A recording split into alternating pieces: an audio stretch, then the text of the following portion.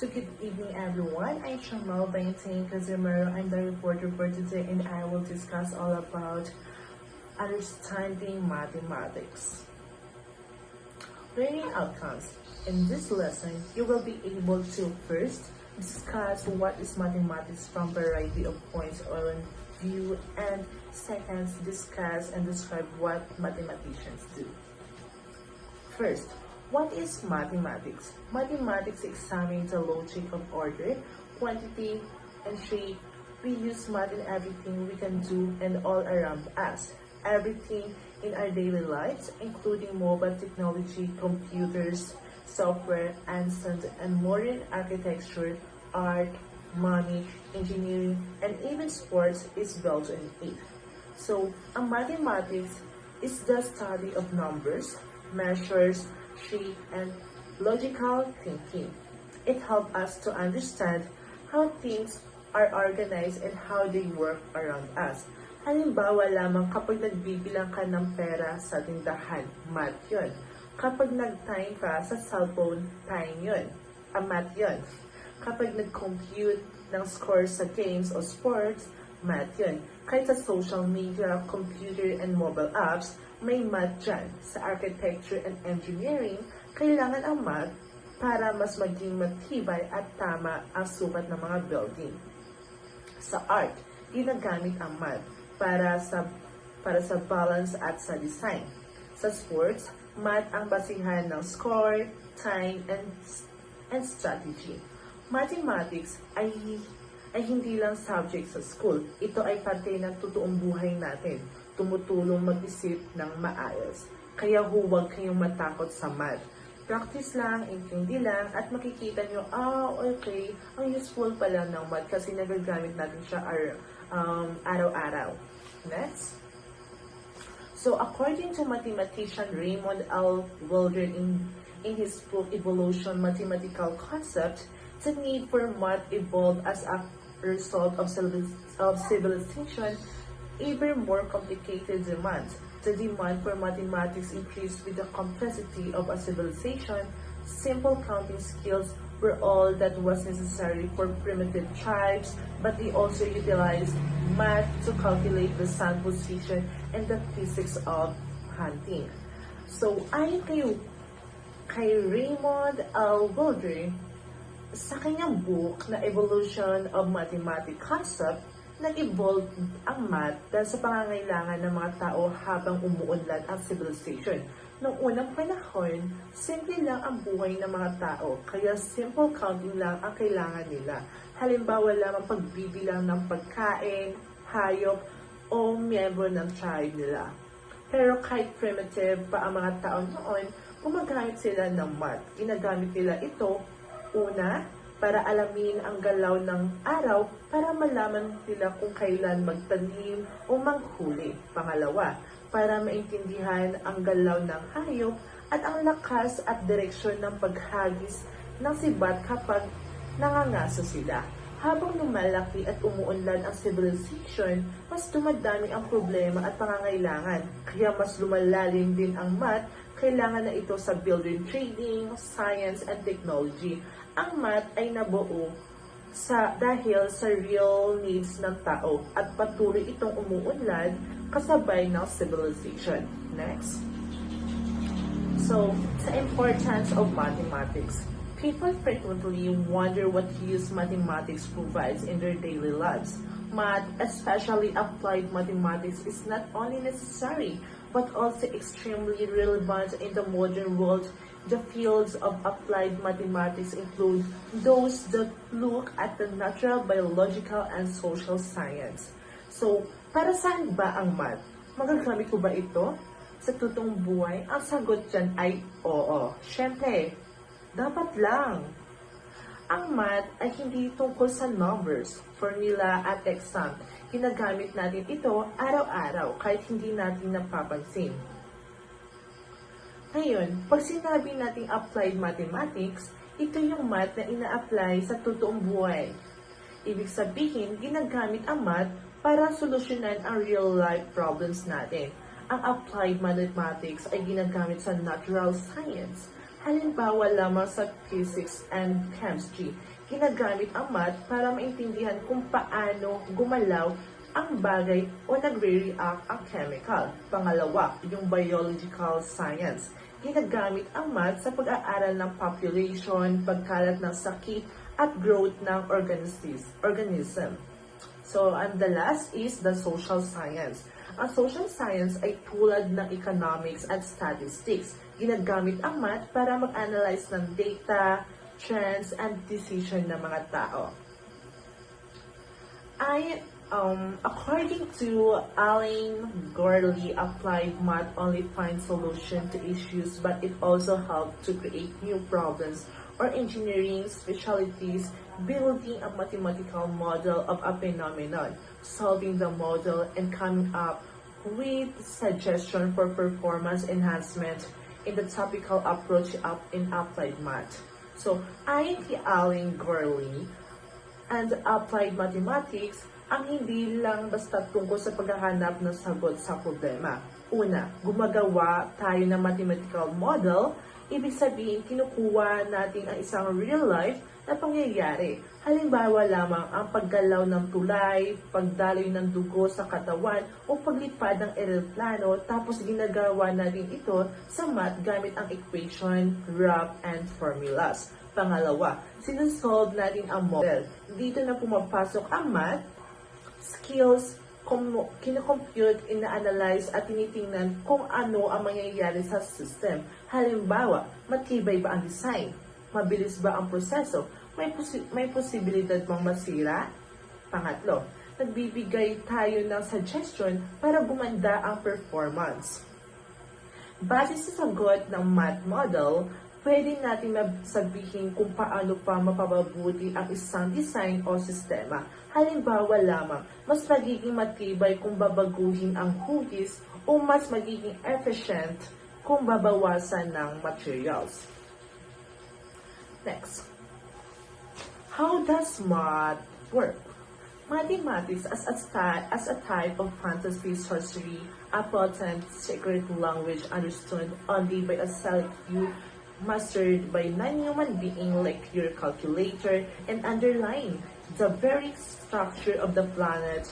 Even if we refrain from using hyperbole, the fact what that many of us lack basis mathematical literacy in a society where math is everything still stands. So, paano ba gumagana ang math? Minsan, iniisip ng tao na ang math ay parang may magic o maika, parang secret language, na ilan na ang nakakaintindi. Para bang parang sa mga matatalino, scientists, o sa mga hindi tao tulad ng calculator and computer. At dahil dito, maraming natatakot o na-intimidate sa math. Ang math ay paraan ng pag-iisip at pag-unawa. Ginagamit natin ito para magbilang, magkumpara, maghanap ng pattern at magpaliwanag kung paano gumagana ang mga bagay sa paligid natin. Halimbawa lamang kapag nagbibilang ka ng suklit, math yun. Kapag tinitingnan mo kung gaano katagal ang biyahe, math yun. Hindi ka dapat matakot sa math. Hindi ito maika, sadyang practice ka lang at pag-unawa lang talaga ang kailangan mo para maintindihan mo ang math. Kaya mag-shift na kayo sa math major. Next. Numbers, the essence of mathematics is pattern recognition. We recognize pattern in the environment around us and make us of them to overcome its difficulties. However, in order to do all of this, we need numbers, or at the very least, the data that those numbers indicate. A phrase and a symbol that denotes a count are called numbers. Ang pinaka-essence ng mathematics ay ang pagkilala sa pattern. Ibig sabihin, napapansin natin ang mga paulit-ulit na ayos o galaw sa paligid natin sa kalikasan, sa oras, sa pera, at sa pang-araw-araw na buhay. Halimbawa lamang, araw-araw may umaga at gabi. Di ba? May pattern yun. Tumataas ang gastos kapag mas maraming binibili. May pattern yun. Paulit-ulit ang hugis ng tiles sa sahig namin. May pattern yun. So, ginagamit natin ang mga pattern na ito para malampasan ang mga problema at mas mapadali ang buhay. Pero, para magawa ang lahat ng iyon, syempre, kailangan natin ang numbers. So, ang number ay tumutulong sa atin magbilang, magsukli at iba pa. So, ano nga ba ang numbers? Ang numbers ay may mga simbolo o salita na ginagamit natin para magbilang o magsukat ng bagay. Ang number ay isang salita tulad ng 1, 2, 3, 4, 5, 6, 7, 8, 9, 10. Ang number ay meron din isang symbol tulad ng 1, 2, 3, 4, 5, 6, 7, 8, 9, 10. So, ang number ay ang wika ng math. Kung walang numbers, hindi natin makikita ang pattern. Naintindihan po ba? Okay, next. So, the math tower. First is integers. These are whole numbers which you probably recognize they can be positive or negative. So, ang integers, ito yung mga whole number, buong bilang lang at walang decimal or fraction. Pwede itong positive, 1, 2, 3, negative, negative 1, negative 2, and negative 3, or 0. Halimbawa lamang, edad mo sa taon, integer yun. Kasi whole number.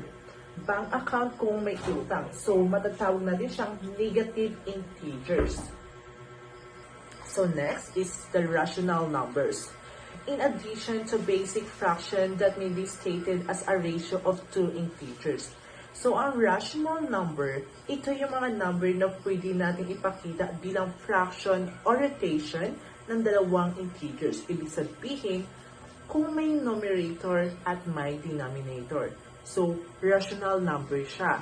Halimbawa lamang, 1/4, 1/2, 1/3, 3/4, kahit mag 0.75 siya, rational pa rin siya kasi nga yung 0.75 is pwede siya magiging 3/4. So next is the irrational numbers. There is no way to express these numbers as a ratio of two integers. So ang irrational numbers, ito yung mga number na hindi pwedeng i-express bilang ratio ng dalawang integers. Parang number na walang exact fraction, representation, at madalas may endless decimal na walang pattern. Halimbawa lamang yung pi. So, yung pi, isa yung equivalent ng pi is 3.141592, blah, blah, blah, etc. So, mahaba yun. So, matatawag natin siyang irrational numbers kasi nga, na continuous ba yung tawag? Parang wala siyang katapusan. Another example is the square root 2. Yung square root 2 is equals to 1.414213, etc. and so on. Ganon. Next is the branches of mathematics. So, first is arithmetic. The arithmetic, the earliest and the most fundamental types of mathematics in this one. So, ang arithmetic, ito ang pinakasimula at pinaka-basic na math. Dito natin matutunan ang pagbibilang, pag-add, pag-multiply, pag-minus, pag-subtract, or pag-multiply at pag-divide. Halimbawa lamang, 1 plus 1. Diba? 2. 2 plus 2, 4. 4 plus 4, 8. 8 plus 8, 16. So, arithmetic yun. Next is the algebra. The next level of mathematics is essentially arithmetic with imaginary or ambiguous number mixed in. So, sa ang algebra naman, para itong arithmetic na may unknown number. Ginagamit ang letter o symbol para kumakatawan or nagsisymbol or nagre-representative sa mga unknown values. Halimbawa lamang is the x plus 5 is equals 10. So, ito. This is the example. So, x plus 5 is equals 10 and x is equals to 10 minus 5. So, x equals 5. So, ang 5 is nag-inverse operation. So, yung 5 is from positive 5, mapupunta siya dito sa 10, so magiging minus 5 na siya. So, x minus is equals to 10, minus 5 is equals 5. So, yung value ng x is 5. So, ayan po na example ng algebra. Next is geometry. So, recall how we stated arithmetic assisted us in navigating a world of multiple moving objects. So, ang geometric naman, nakatuon ito sa hugis, sukat at position ng mga bagay sa space. Halimbawa lamang pag-measure ng mga building, pag-drawing ng mapa.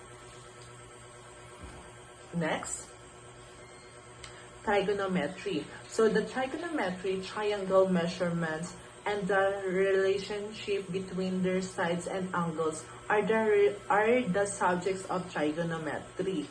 So, yung trigonometry is nakapokus siya sa triangle at sa relation ng mga sides at angle ng triangle. So, madalas ginagamit sa engineering, architecture, and physics. So, halimbawa lamang pag-calculate ng taas ng isang puno gamit ang angle at distansya. Next is calculus. Calculus, also known as a differential calculus, is a branch of mathematics that was independently developed in the 17th century by Isaac Newton and Gottfried Leibniz. So, isa ito sa pinaka-advanced na branch na ginawa ni Isaac at Gottfried. So, nakatuon sa pag-aaral ang pagbabago at motion. May dalawang bahagi ang calculus. So, una, differential calculus. So, ang differential calculus is yung pagsusuri ng rate of change. At ang pangalawa is integral calculus. Yung integral calculus is pagsusukat ng total ng accumulation. So, halimbawa lamang, pag-track ng bilis ng car habang nagbabago o pagko-compute ng area sa ilalim ng curve. So, the last is, what do mathematicians do? One of the oldest and most fundamental sciences in mathematics to address issues in economics, science, engineering, and business mathematicians use computational method, algorithms, and the most recent computer technology.